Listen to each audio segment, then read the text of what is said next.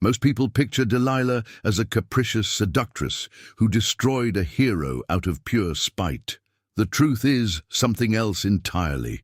What unfolded between Delilah and Samson in the valley of Sorek demanded suicidal courage, negotiation with enemy warlords, and a betrayal constructed across 4 calculated attempts.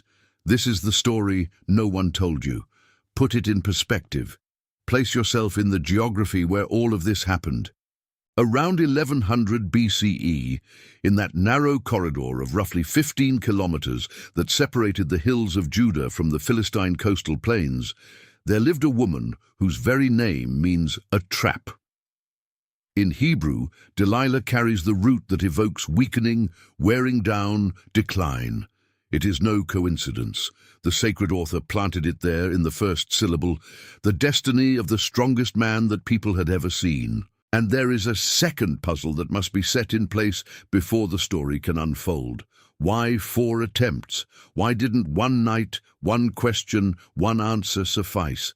The Philistine lords had urgency, had money, had spies. Even so, Delilah needed to try 4 times. The explanation is not in the scriptures in any direct form. It is scattered between the verses of Judges chapter 16 for those who know how to read slowly. Think about the geopolitical situation of the valley of Sorek. That strip of land was a living border zone. On one side, the hills of Judah with their Hebrew settlements. On the other, the 5 great urban centers of the Philistine Pentapolis, Gaza, Ashdod, Ashkelon, Gath, and Ekron, in between fertile valleys, olive groves, vineyards, and a mixed population where marriages, commerce, and violence happened every single day. Samson had already married a Philistine woman from Timnah once. He had already entered and exited Gaza. He knew Philistine women. He was a Hebrew judge whose appetites crossed the border in both directions. Consider the archaeological record that clarifies who the Philistines actually were. Excavations at Ashkelon, Ashdod, and Tel Mikneh showed that this people was not native to Canaan. They came from the Aegean, possibly from the islands and the Anatolian coast, in that great wave of the sea peoples around 1175 BCE. They brought advanced iron technology, urban military organization, and a political system rare for the era. 5 lords governing in parity, without a central king. The Hebrew word used for these chiefs is not melech, which means king. It is seren, a term borrowed from Indo-European, a distant relative of the Greek word tyrannos. These 5 serenim were warrior aristocrats, and it was precisely this council that approached Delilah with the offer: follow the negotiation process. The sacred text records in Judges chapter 16, verse 5, that each of the 5 lords promised to pay 1,100 pieces of silver. Do the arithmetic, 5,500 pieces of silver. In an economy where the daily wage of a rural laborer hovered around half a piece of silver, we are talking about something between 20 and 30 years of work for a common man, for a single woman, for a single piece of information. This is not a courtesan's stipend. This is a lifetime's fortune compressed into a single transaction. Scale the weight of that proposal on Delilah. She was no princess, no priestess. She probably lived in a modest house at the bottom of the valley, in a region where the Israelite presence and the Philistine presence overlapped. She may have been widowed, may have been divorced, may never have married at all. The scriptures do not say. What the scriptures do say is that Samson loved her. The verb is specific. In Judges chapter 16, verse 4, the text records that Samson loved a woman in the valley of Sorek whose name was Delilah. It does not say that she loved him. That silence is the key to the entire narrative. Watch the scene of the Lord's first visit. They did not arrive with threats. They arrived buying. They knew that threats against the home of Samson's lover could be overheard by the man himself. They chose economic seduction for a woman without male protection, without an armed clan nearby, in a region where the next wave of violence could destroy everything. 5,500 pieces of silver represented lifelong security, land of her own, servants, livestock, autonomy. They represented an exit from a marginal life. They represented, in the final analysis, guaranteed survival on a frontier that did not forgive women who stood alone. But the detail that would change everything was still missing. Samson was no ordinary man. He had been a Nazirite from the womb. His mother, before he was even born, received the instruction in Judges chapter 13 that this son would never cut his hair, never touch an impure carcass, never drink wine or strong drink. For roughly 30 years, he had maintained one facet of that promise against all the rest. He attended Philistine wedding feasts, was in Gaza with prostitutes, ate honey taken from the carcass of a lion, but the hair that remained untouched. 7 long braids that he wore as the outward sign of what consecrated him, and it was precisely that consecration the Philistine lords needed to break. Calculate the magnitude of what it meant for the Philistine people to deal with Samson. In Judges chapter 15, verse 15, the text records that with a donkey's jawbone he had killed 1,000 men in a single assault. In Judges chapter 16, verse 3, the gates of the city of Gaza, bronze doors, both their posts and the bar, were torn out by Samson himself and carried on his shoulders to the top of the hill that faces Hebron, a distance of approximately 65 kilometers in a straight line. 65 kilometers carrying the gates of an entire fortified city. No Philistine army had managed to stop him in 20 years. 20 years. That is the length of time Samson judged Israel, according to Judges chapter 15, verse 20. 2 decades during which he alone represented the only check against Philistine hegemony over the central region of Canaan.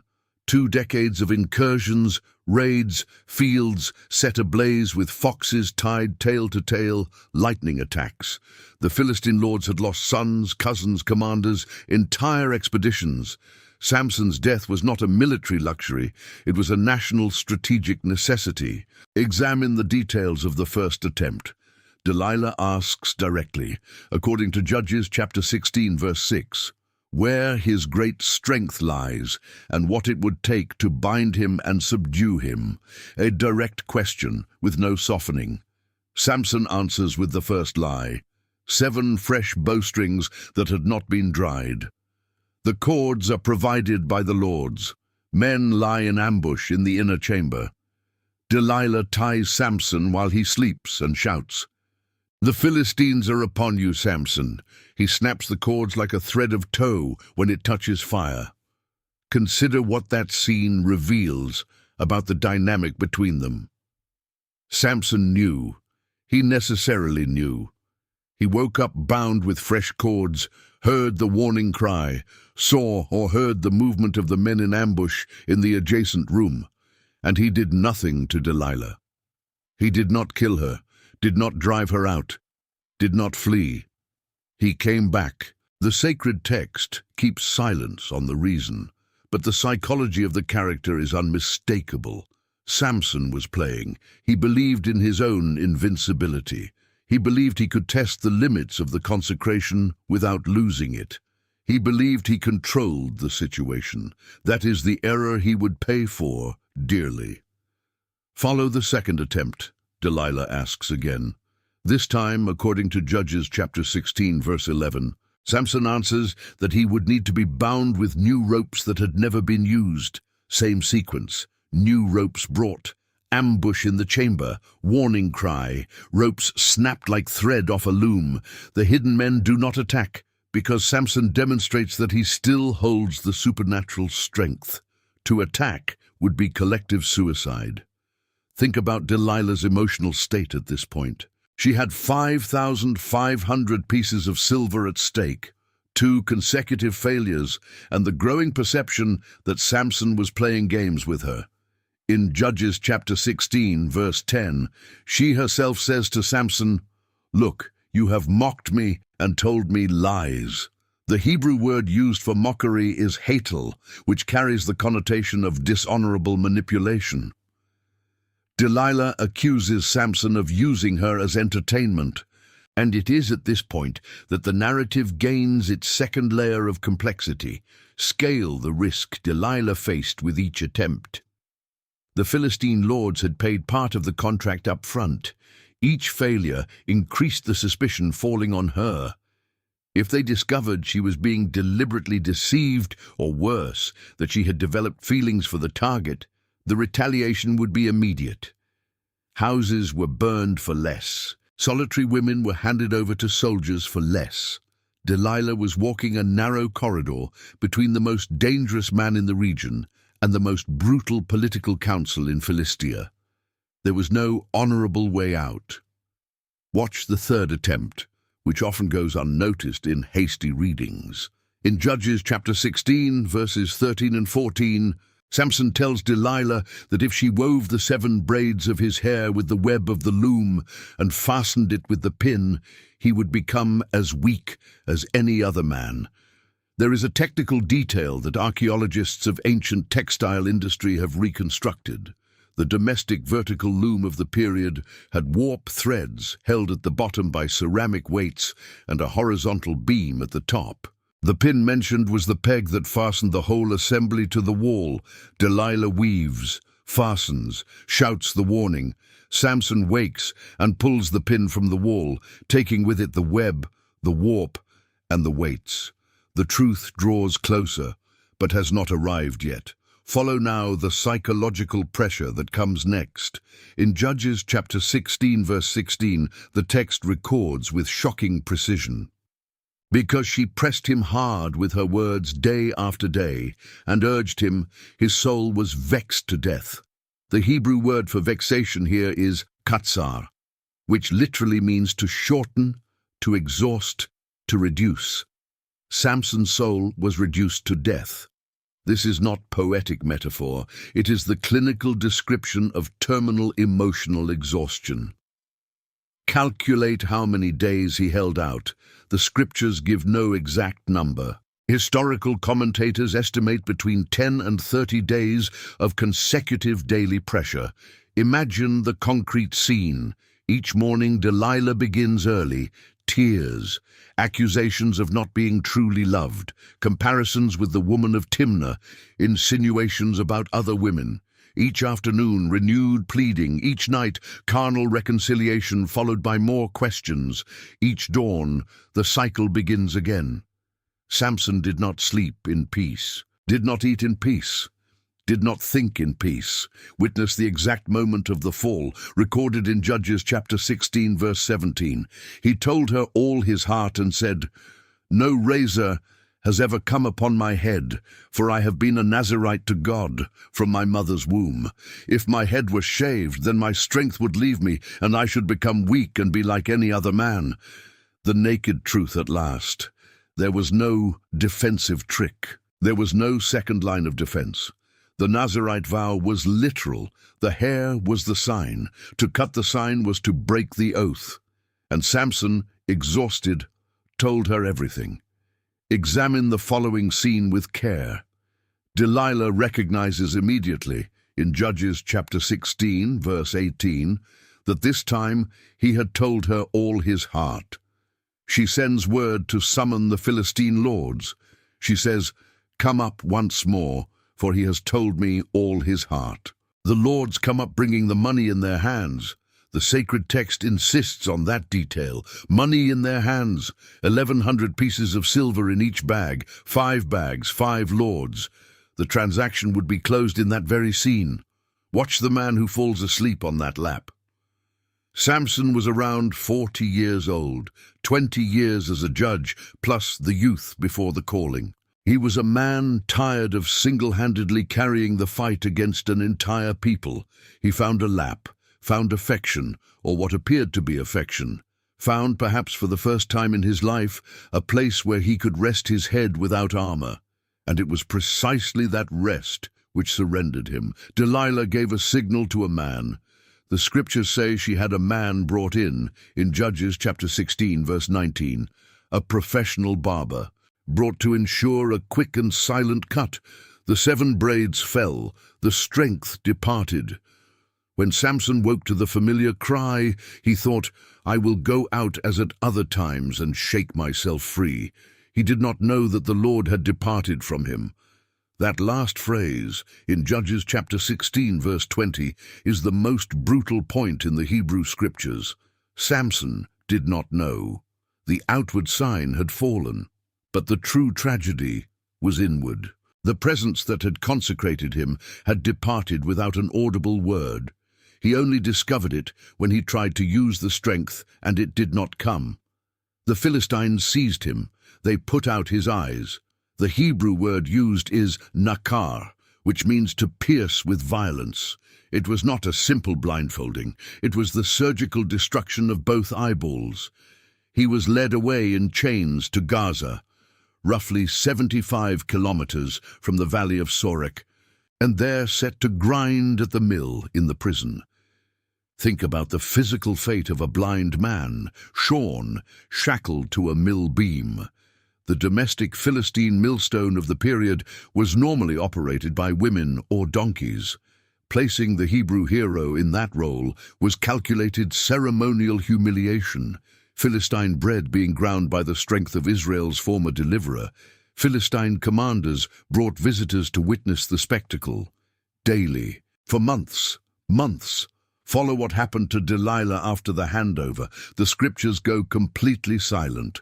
Not a single verse records her name again after Judges chapter 16, verse 20. She disappears from the narrative at the precise moment the money enters her hands. This sacred silence is not carelessness. It is a literary judgment. The inspired author did not consider her fate worthy of continuation. But historical tradition and rabbinic commentaries have preserved some possibilities. One school holds that Delilah was killed by the Philistines themselves following the collapse of the Temple of Dagon as a political convenience to avoid dividing promised lands.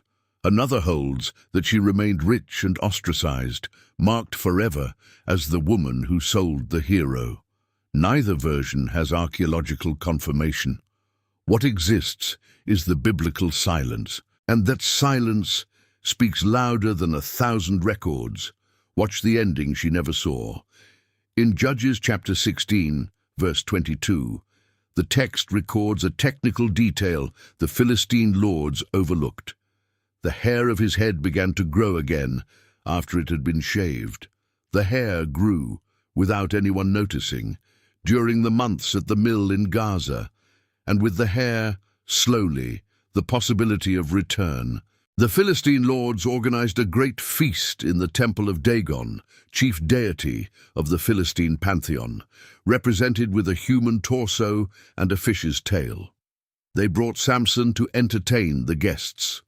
In Judges chapter 16, verse 27, the text records that the temple held about 3,000 men and women on the roof alone, in addition to the lords, commanders, and the crowd on the main floor. Scholars estimate between 4,000 and 5,000 people total inside the building, equivalent to the capacity of a small modern sports arena filled to capacity.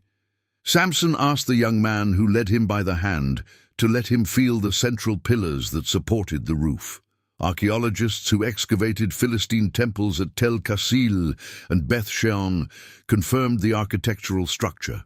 2 central columns positioned relatively close together, supporting a timber and clay roof with an upper terrace. Bringing down both columns was theoretically possible for a man with supernatural strength, and that strength had returned. Samson cried out to the Lord. He pushed. The columns gave way. The temple collapsed onto the bodies below like a mountain of stone crashing down upon ants. In Judges chapter 16, verse 30, the text records that the dead whom he killed at his death were more than those he had killed during his life. Estimates hold that more than 3,000 people died in the collapse, Samson among them. Calculate now the full magnitude of what Delilah caused and what Delilah made possible. Her betrayal broke Samson's Nazirite vow. But the breaking of that vow produced, in the final analysis, the greatest single military blow against the Philistine aristocracy in 2 generations. The 5 lords who paid for the secret were likely in that temple in the front row, watching the spectacle. They died crushed beneath the very columns they had raised to celebrate their victory.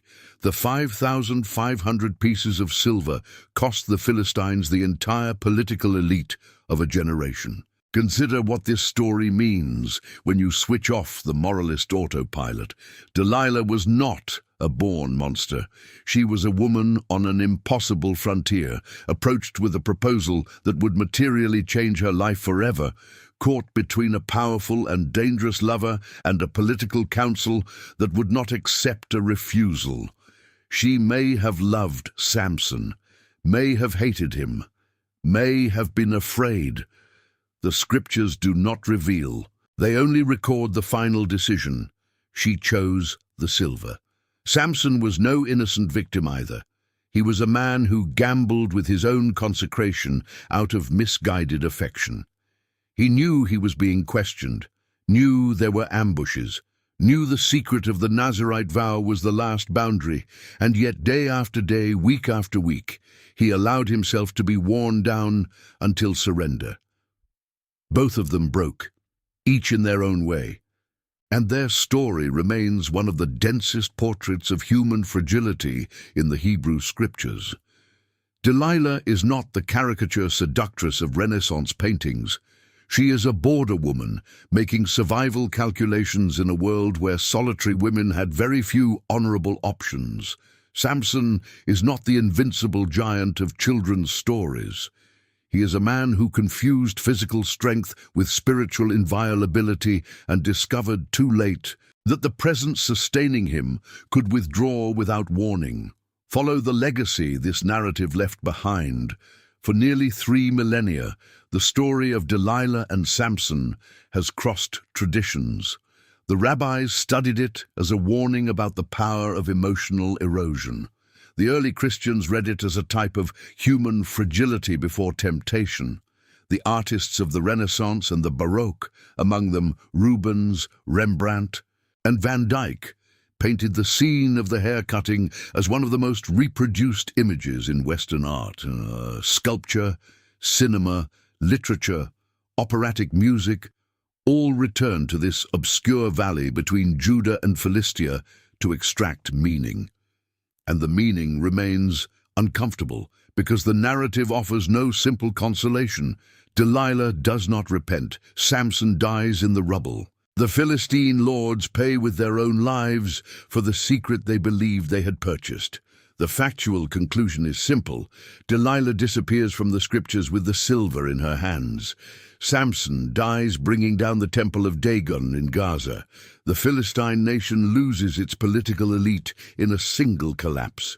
The war continues for more than another century until David finally subdues the Philistine pentapolis for good. But the broader significance escapes the immediate plot. The story of Delilah is the story of every human choice made under economic pressure and the fear of survival. It is the story of affections that can be purchased, of secrets that can be sold, of promises that are broken by exhaustion. It is the story of how a frontier between peoples produces tragic characters that neither culture claims as its own. Watch what that anonymous woman of the Valley of Sorek could never have imagined. She did not know that her name would cross 3 millennia. She did not know that her one-season decision would become a permanent reference for romantic betrayal in nearly every human language. She did not know that the man who fell asleep on her lap would bring down, in his dying, the entire political structure of the people who had hired her. She simply chose the silver, and the silver in the end bought the collapse of an entire world. That is the truth the painters could not capture, and that religious childhood never told completely. Delilah was not the villain of a fable. She was a real woman, in a real valley, facing a real proposal, who made a decision whose consequences exceeded by 1,000 times everything she could have foreseen. And it is in that disproportion between the everyday choice and the historical consequence that the silent terror of the narrative lives. Every small gesture carries a weight that no one calculates in the instant it is made.